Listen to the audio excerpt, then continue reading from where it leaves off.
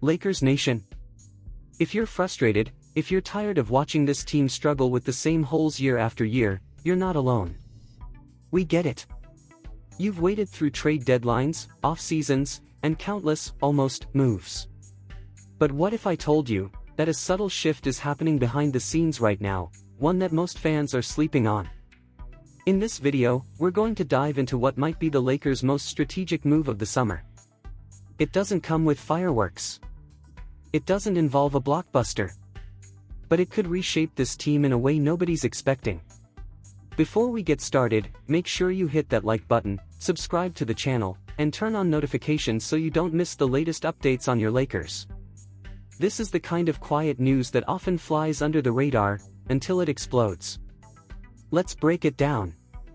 The name floating in NBA circles lately? Kevin Huerter. That's right, Huerter, the 6 feet 7 inches sharpshooter who found new life in Chicago after an underwhelming stretch in Sacramento, has suddenly entered the Lakers' rumor mill. But how? And why?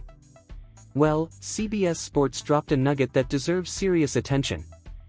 They've listed Huerter as a potential buyout candidate.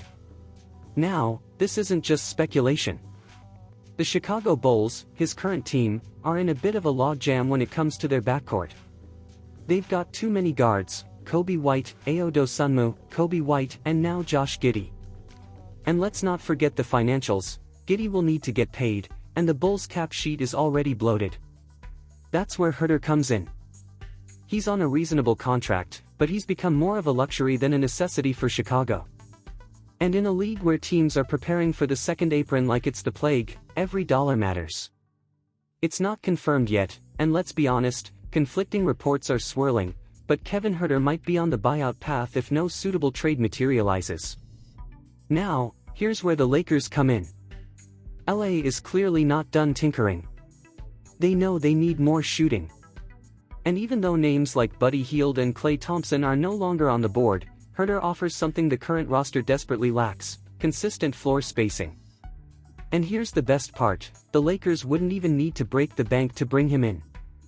Imagine this scenario: the Lakers execute a trade involving Dalton Knecht, Rui Hachimura, and Gabe Vincent in a package deal for someone like Andrew Wiggins. That deal alone would clear up significant roster space. Suddenly, you've got an opening for a buyout shooter. You've got flexibility. And most importantly, you've got a team more aligned with the modern NBA, wings that defend and space the floor. Let's talk about the players involved for a second. Dalton Knecht was a big draft win on paper, but if you watched Summer League closely, something felt off. He didn't look engaged. He didn't look ready to contribute at a playoff level. Maybe it's just nerves, or maybe it's fit. Either way, he's starting to look like a player who may benefit from a reset elsewhere. The same goes for Gabe Vincent, who spent most of last season injured, and Rui Hachimura, whose role continues to fluctuate under every new coaching change.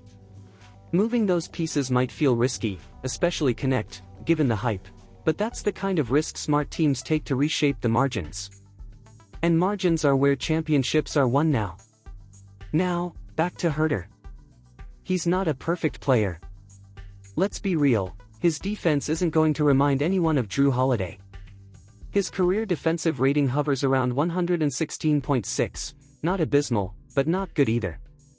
He's not a pure 3-and-D guy, which the Lakers usually prefer. But here's what makes him intriguing: he understands how to play off stars. In Sacramento, he often camped out beyond the arc, always ready to capitalize when Sabonis or Fox drew the defense in. In Chicago, that role expanded, and so did his numbers. Let's look at the splits. With the Kings early last season, he shot just 30.2% from deep, way below his career average.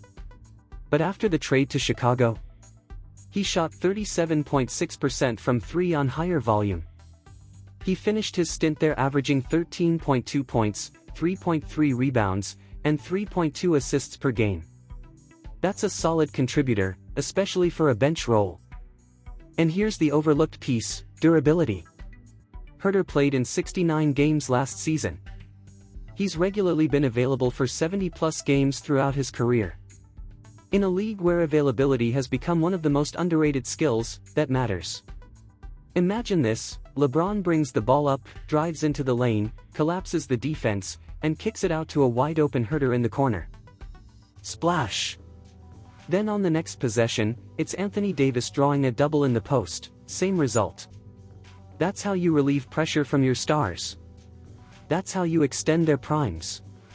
But let's not ignore the bigger picture.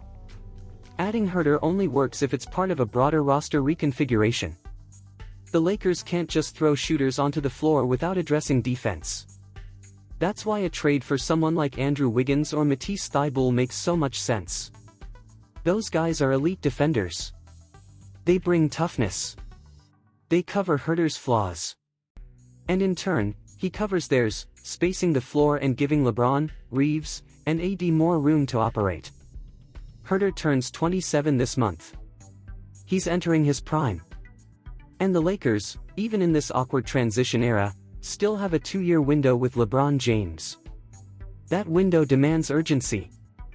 It demands smart, calculated risk. And Huerter represents exactly that. Is he the sexy name fans want? No.